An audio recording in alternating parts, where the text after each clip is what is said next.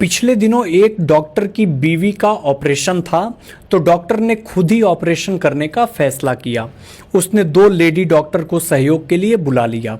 Doctor ने बेहोशी की दवा अपनी बीवी को दी, लेकिन उसकी बीवी बेहोश नहीं हुई। फिर उसने बेहोशी का इंजेक्शन लगाया, फिर भी उसकी पत्नी को कोई असर नहीं हुआ। तब डॉक्टर ने तेज क्लोरोफॉर्म सुंघाने का फैसला किया। तभी डॉक्टर की बीवी बोली, तुम कुछ भी कर लो, जब तक तुम्हारे साथ ये दोनों रहेंगी मैं बेहोश होने वाली नहीं हूं।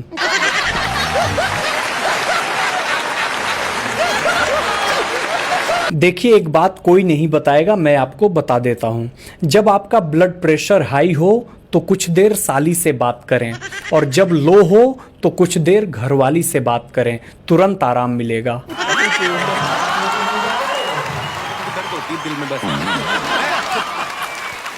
एक बार एक नानी ने अपने पोते से कहा, सो जा डिप्लोमा सो जा। तभी पड़ोसी ने पूछा कि बार बार इसे डिप्लोमा क्यों बुलाती हो। तभी नानी ने कहा कि मेरी लड़की कॉलेज डिप्लोमा लेने गई थी, ये लेकर आ गई।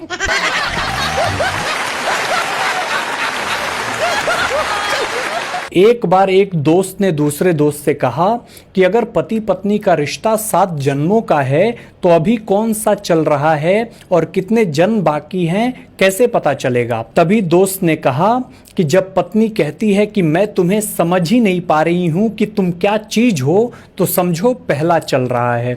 और यदि वो कहे मैं तुम्हें सिर से पांव तक अच्छे से जानती हूं, तुम्हारी एक एक रग से वाकिफ हूं, तो समझ लो ये 7वां जन्म है।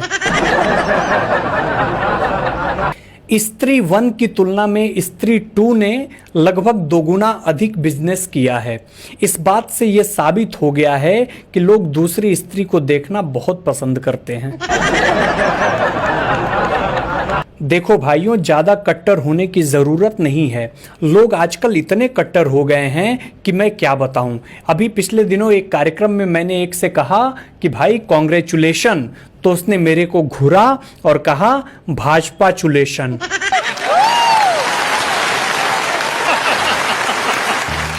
एक दोस्त ने दूसरे दोस्त से कहा कि तुम्हारी शादी के पहले और शादी के बाद तुम्हारे जीवन में क्या अंतर आया।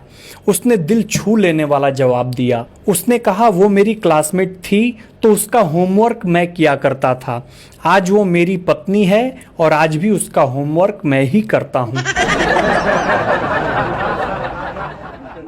पिछले दिनों गर्ल्स हॉस्टल में आग लगने पर बॉयज हॉस्टल के लड़कों ने मदद की।